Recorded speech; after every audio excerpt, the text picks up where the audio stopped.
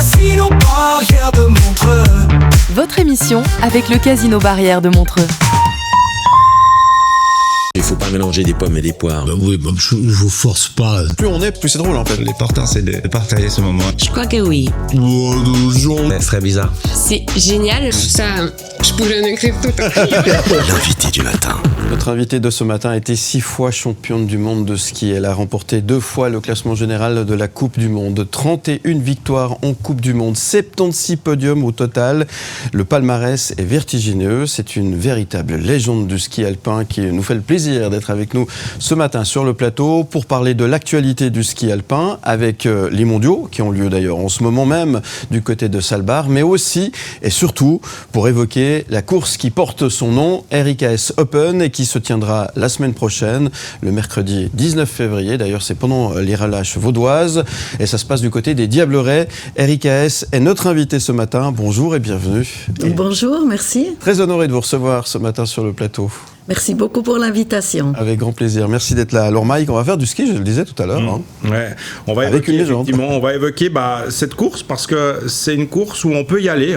Vous et moi, on n'a pas besoin d'être... Moi, j'ai jamais vu skier, vous pouvez pas dire ça. Oui, mais c'est pas grave. RIKS, il n'y a pas besoin d'être un très bon skieur pour participer à cette course. Il faut juste savoir skier un minimum. Il faut connaître les couleurs rouge et bleu. Oui, pour savoir de quel côté. Mais c'est vrai que la grande partie, c'est les enfants qui participent. Et c'est aussi l'occasion pour un enfant qui ne fait pas autrement de la compétition, qui n'a pas de licence. Et surtout les tout petits, à partir de 3 ans, ils peuvent déjà faire cette compétition. Et puis, c'est vrai, quand aujourd'hui, j'entends parler Daniel Yule qui dit sa première course, c'était l'RIKS Open à la Foulie. Moi, ça me fait plaisir. Excellent. Et le but, c'est vraiment que tout le monde puisse faire une fois une course, passer une fois entre ses portes rouge et bleu, et peut-être pour un parent, une fois de se rendre compte ce qu'il demande à son enfant quand il lui dit de faire la compétition. Et c'est vrai qu'on a des catégories pour les enfants, mais aussi pour les adultes. D'accord. Bon, je sais pas, on va voir. Il y a beaucoup de gens qui font de courses à pied, par exemple, et ça, on le sait, on en entend parler régulièrement des courses à pied, les 20 km de Lausanne, le marathon, la course de l'escalade, j'en passe.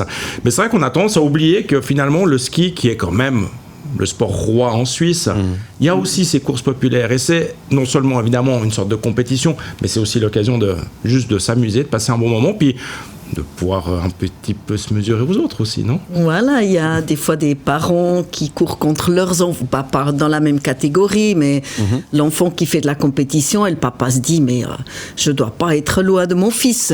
Et puis c'est là qu'il peut regarder, comparer, mais c'est surtout un partage. On voit le ski, c'est pas comme un autre sport, c'est un sport même à différents niveaux. On peut passer une magnifique journée et puis justement pourquoi pas titiller un peu, puis tester un petit peu ses nerfs, comment ça fait quand on est au départ d'une course. Ouais. Il y a toujours un petit peu d'adrénaline, évidemment, que ce soit pour les enfants, que ce soit pour les parents, n'importe quel participant, parce que ça reste, quand on met un dossard, on se prend au jeu, finalement, et c'est ça qui est sympa dans ces compétitions. Oui, c'est comme moi ce matin qui viens ici à Lausanne pour parler sur le plateau. Aussi, j'ai un peu d'adrénaline, parce que c'est vrai que c'est quelque chose que je fais pas tous les jours. Mais on les fait tellement souvent, donc ça ne s'oublie pas. Rendez-vous la semaine prochaine, donc au Diableret. Comment ça se passe si on veut participer à votre course? Alors, on peut s'inscrire sur le site riksopen.org. Les inscriptions sont encore jusqu'à dimanche. Je dis pas lundi, mais faites-le avant dimanche. Vous pouvez vous inscrire et puis vous êtes automatiquement dans une catégorie. Et puis on vous attend le mercredi prochain dès 8h pour aller chercher les dossards. Et la course commence à 11h. D'accord. Vous avez commandé le beau, il y aura du soleil. On a commandé le beau. Il y aura de la neige. De toute façon, à ski, il fait toujours beau. C'est vrai. C'est juste l'équipement qu'il faut s'adapter. Vous attendez combien de personnes pour cet événement? On a généralement entre 300 et 350. Oui, quand même. Oui, les Diableret, c'est un événement qui est bien placé. C'est au milieu des relâches. Les gens sont en vacances, ils ont le temps. Et il y a aussi les parents qui sont là. Donc c'est une date qui nous convient très bien. Bon esprit. Hein. Ça, Et la neige y est. Et la neige Il y a des Donc magnifiques ça, c'est une bonne année. conditions. Ouais, effectivement. Et on se réjouit. J'attends bien cette journée. Vous les retrouvez d'une année à l'autre, les enfants, par exemple, ou même les plus grands, on va dire, les adultes, hein, parce que ça fait quand même plus de 20 ans que ça existe, hein, cette course. Vous l'avez évoqué, il y en a qui ont débuté leur compétition, leur carrière dans le cadre de ces Eric AS Open.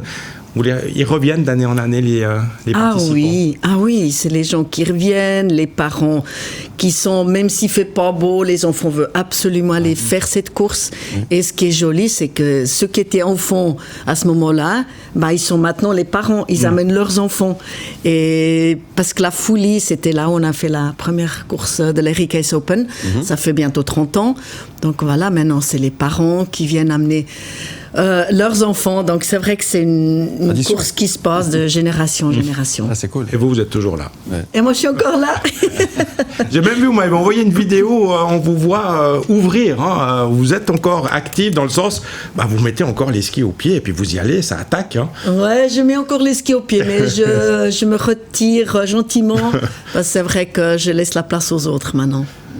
Eric AS est notre invité ce matin. Merci d'être là. On vous retrouve dans un instant. On marque une toute petite pause et on parle ski et on retourne au Diableret dans un instant. Mélanger des pommes et des poires. Oui, je vous force pas. Plus on est, plus c'est drôle en fait. L'important c'est de partager ce moment. Je crois que oui. Ce serait bizarre. C'est génial. Ça, je pourrais en écrire tout. L'invité du matin. Notre invité ce matin, c'est Eric AS. Merci d'être avec nous sur le plateau. On était au Diableret. On va retourner chez les Ormenans quelques instants pour parler de ce qui nous attend la semaine prochaine avec l'Eric AS Open. Comme on l'a évoqué, c'est ouvert aux petits des 3 ans. Hein, et faut pas avoir peur de les envoyer sur une piste de compétition. Ils sont pas livrés à eux-mêmes. On peut les accompagner, même quand ils sont tout petits. Oui, tout à fait. Tout d'abord, on choisit une piste qui est faite pour les petits, donc c'est une piste facile. Et puis les parents peuvent les accompagner, leur aider, les rassurer, passer devant pour montrer où est le chemin. Donc aucun souci pour les petits. C'est vraiment le but qu'ils puissent débuter et puis passer une fois dans les portes. Alors ça, c'est la première étape avant d'arriver, on ne sait jamais, aux championnats du monde qui ont lieu en ce moment effectivement à Saalbach. Vous avez évoqué le cas de Daniel Yule tout à l'heure. On vit quand même une période, on en a eu beaucoup des belles périodes avec le ski suisse, mais on en vit de nouveau une très très belle actuellement. Ouais, elle est magnifique, elle est juste magique. Ce qui se passe aujourd'hui sur les pistes des championnats du monde, la Suisse est vraiment au top. Mais il y a plein de nations ou plein de coureurs qui peuvent gagner. Donc ça rend vraiment la course très, très passionnante, très intéressant. Évidemment, tout le monde se focalise sur Marco Odermatt, pour prendre l'exemple de ce prodige, parce que je ne sais pas quel terme on peut lui encore lui trouver, hein, d'avoir effectivement une telle figure. Il a ce côté tellement sympathique aussi, talentueux évidemment. Et puis quand on voit aussi ce qui s'est passé après la descente de dimanche, où ils ont tous eu une nouvelle coupe de cheveux parce qu'ils se sont tous plus ou moins rasé la tête. Je dis plus ou moins parce que c'était pas très réussi. Ça démontre aussi qu'il y a une ambiance qui est juste incroyable dans cette équipe. Ouais, il y a une superbe ambiance. Et puis je crois que d'avoir un leader comme Marco, il y a beaucoup qui peuvent copier ou regarder, prendre un peu de son élan et se mesurer avec lui. Et puis peut-être quand même aussi se préparer un peu dans l'ombre. Parce que c'est un peu ça, Odermatt, Marco, lui, il a l'habitude de la pression. Et je crois qu'il aime avoir cette pression. Mais un autre, un plus jeune, il peut se préparer derrière. On met un peu moins d'attention sur lui. Donc il peut se préparer un peu dans l'ombre, ce qui est aussi bien pour être détendu et puis fournir, comme on a vu, des magnifiques beaux résultats avec Alexis et puis Von Almen. Ouais. Votre époque, elle était aussi incroyable. Les années 80, c'était quand même aussi un truc de fou.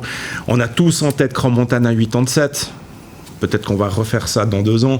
Mais c'est comparable avec effectivement la période que vous avez vécue. Il y avait vous, évidemment, il y avait d'autres skieuses, Michaela Figini, Vreni Schneider, il y avait Permine Sorbriggen chez les hommes. On peut comparer les périodes ? Oui, je crois là, on est joliment la même chose comme à Crans-Montana. Ça fera bientôt 40 ans. Mais oui. Le temps passe, mais c'est vrai que c'est comparable à l'époque que l'équipe suisse était vraiment au top. Vous voyez des similitudes un peu dans la manière de... Oui, rapport à l'époque. surtout, on avait plusieurs qui pouvaient être devant, donc il n'y avait pas juste une ou deux personnes qui étaient des leaders, mais là, on a vraiment toute une équipe. Et puis, on avait aussi une très bonne ambiance dans notre équipe, en tout cas dans l'équipe féminine. Ouais. Les hommes, c'était un petit peu différent, je crois, parce qu'il y avait Peter Müller qui était là, et puis ça donnait tout de suite un peu de pep, mais qui peut aussi être un motivateur. Oui, tout à fait. Ouais. Et finalement, à votre époque aussi, vos principaux rivaux, ou rivales en l'occurrence, c'était vos propres coéquipières. Oui, c'est juste. C'est juste. On était une très bonne équipe à l'interne. Mais voilà, c'est aussi ça, comme aujourd'hui, on voit typiquement à la descente, vous dites une magnifique ambiance entre eux, sur la piste, chacun court pour lui, mais à l'arrivée, on est toujours content aussi quand l'autre a bien réussi. Dans 2 ans, on sera à Crans-Montana de nouveau pour les championnats du monde. Ça fera 40 ans, effectivement, pile après l'épopée de 1987. Évidemment que c'est un événement qui est très très attendu pour la Suisse, pour le Valais, de se dire on va peut-être, alors au-delà des résultats, mais revivre finalement l'ambiance, on va se replonger dans le passé. Oui, je pense qu'il ne faut pas plus parler du passé, mais c'est vrai que d'amener des championnats du monde en Suisse, pour moi, c'est la bonne taille, c'est la bonne grandeur. C'est un événement qui est important, mais qu'on arrive à porter en Suisse. Et on voit Crans-Montana aujourd'hui, quand je croise des gens, ils se souviennent de Crans-Montana. C'était l'événement en Suisse, un grand événement en Suisse. Et j'ai bien l'impression que l'année prochaine, ça sera de nouveau ça. Il y aura de nouveau une magnifique ambiance. Je vais pouvoir monter cette année. On aura des courses pour les messieurs sur place à Crans-Montana. Ouais, dans 10 jours, il y aura la Coupe du Monde. Dans 10 jours. Et j'y vais chaque année quand il y avait les événements pour les dames. Puis là, il y aura les messieurs, mais le public est présent. Et ça sera vraiment un très bel événement et très important pour la Suisse. Ouais, sauf erreur, je crois que les courses, notamment celle du samedi où il y a la descente, je crois que c'est sold out. Déjà, on a vendu tous les billets. Donc, il y aura effectivement une ambiance incroyable à Crans-Montana dans 10 jours pour cette épreuve de la Coupe du Monde. Vous y serez, évidemment, parce qu'on aime se replonger dans cette ambiance. Je rappelle quand même qu'à Crans-Montana, vous avez gagné 2 titres, c'est juste ? C'est juste, oui. Ouais, le slalom, si j'ai bien noté, et le combiné. Combiné. Voilà. Vous me disiez tout à l'heure, le combiné, à l'époque, on le faisait toute seule, on ne s'y mettait pas à 2. C'est quoi ce combine ? Aujourd'hui, il faut 2 personnes pour faire le combiné.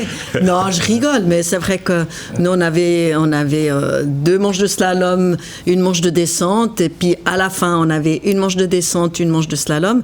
Et c'est vrai que il fallait être polyvalent pour pouvoir gagner. Aujourd'hui, c'est 2 spécialistes qui vont faire le départ. Je me réjouis de voir le résultat. Ouais, donc les dames vont courir aujourd'hui, les messieurs demain. Aujourd'hui, 10 heures pour l'épreuve, la manche de descente. J'imagine qu'on commence par la descente, oui, exactement. 13h15 pour la manche de slalom. Et on l'évoquait tout à l'heure dans le journal, grosse chance de médaille avec Lara Gut et Wendy Holdener.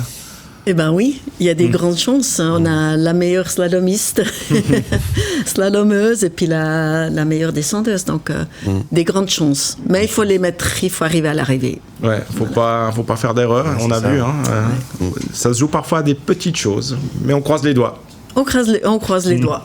C'est ça. Eric Haes, merci beaucoup d'être venu ce matin. Alors, on rappelle pour celles et ceux qui désirent peut-être participer la semaine prochaine à votre événement au Diableret, c'est jusqu'à dimanche les inscriptions et ça se passe sur votre site internet. C'est sur le site internet erichaesopen.org. Voilà, donc n'hésitez pas, c'est ouvert à tout le monde, on l'a bien sûr bien compris. Qu'est-ce qu'on peut vous souhaiter aujourd'hui, Eric Haes ? Une bonne santé. Une bonne santé. Oui, c'est le plus important. Alors, encore merci d'être venu ce matin. On vous souhaite une bonne santé, évidemment. Et puis, on vous dit à très très bientôt sur les pistes ou sur le plateau. On fait ça comme ça ? Une toute belle journée. Belle journée à vous. Bonne santé à vous tous. Où tu veux. Comme